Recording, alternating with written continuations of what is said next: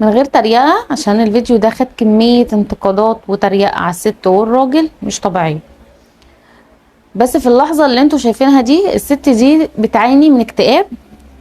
ساعات الست كده بعد فترة الولادة بيجيلها وقت بتكون مكتئبة جدا فيه، ومش في الولادة بس، في اوقات كتيرة بتبقى محتاجة حد يطبطب عليها. فالراجل ده ربنا يبارك له يا رب، ربنا يبارك له، وفي رجالة كتير كده زيه قام بدور الاخ والاب والزوج وكل حاجه، كل حاجه زي ما انتم شايفين. طبطب عليها، خد منها العيال زي ما شايفين كده، خلاها تنام وغطاها، وابتدى يروق الدنيا.